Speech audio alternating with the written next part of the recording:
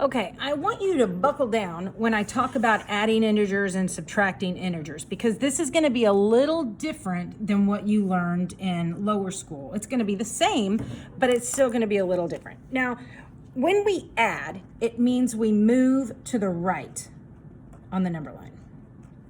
And when we subtract, we do the opposite and we move to the left. And that's how you were taught in lower school, and that's totally good. However, in algebra, which we'll get to next year, and later on this year, you will never hear me say adding and subtracting, ever.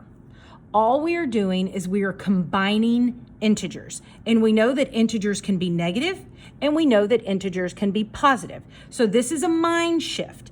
So while you can look at your number line and go to the left or the right, I want you to kind of change your thinking. If you look at this example, -3, that's where we start, and we go to the right 8 units, we end up at 5, right? We can see that. But we don't want to do that when the numbers get bigger. So what I want you to see is this. You have a -3 and you have a +8. Do you have more positive integers or do you have more negative integers? You have more positive. So I know my answer is going to be positive. How many more integers do you have? 5. Okay, so it may take a while to adjust our thinking, but I want you to stay with me as we go through these examples. You have a +1 integer and a +8 integer. That's 9 positive integers. On number 2, you have 11 negative integers and 9 positive integers. Notice I'm just combining these terms. I'm not really adding or subtracting, I'm combining. I have -11 and I have +9. I know my answer is going to be negative because I have more negative integers. How many more do I have? 2. So my answer is -2.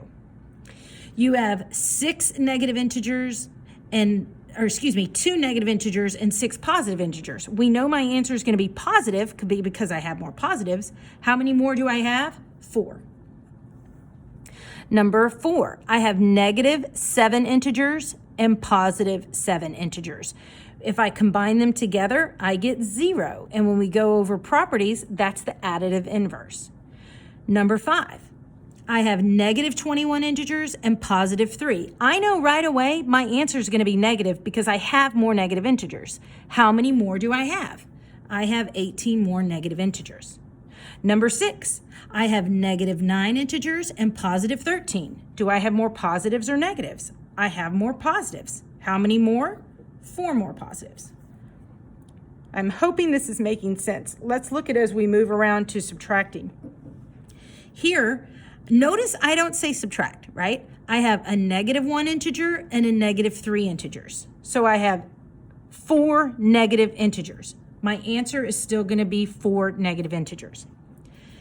I have 9 positive integers and I have -4. I know I have more positive integers. How many more do I have? 5. Look at number 8.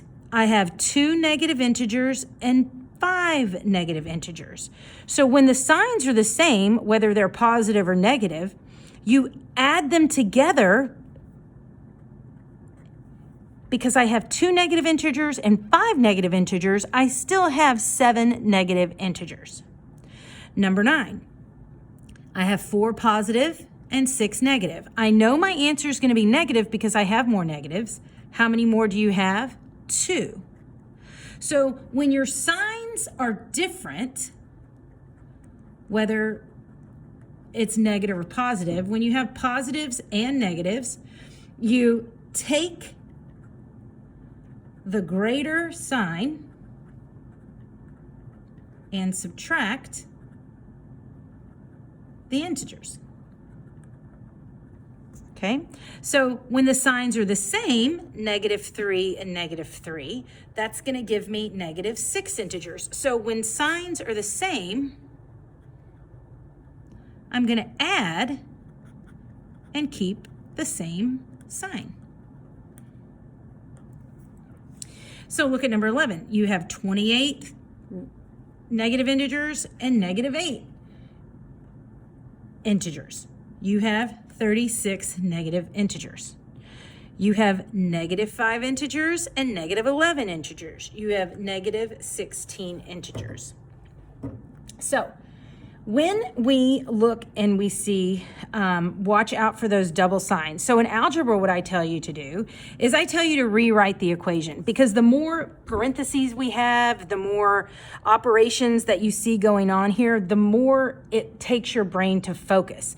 I just want you to look at it as negative and positive integers. So I want you to rewrite a plus and a minus as a negative, because when you multiply a positive times a negative, the result is a negative. When you multiply a negative times a negative, the result is a positive.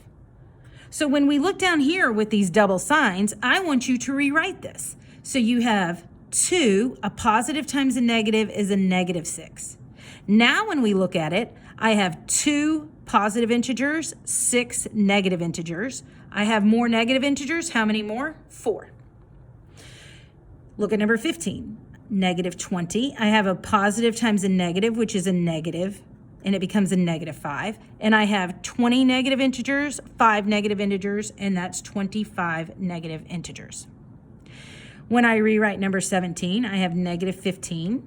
A positive times a negative is a negative 14. And I have 15 negative integers, 14 negative integers. So in all, I have 29 negative integers.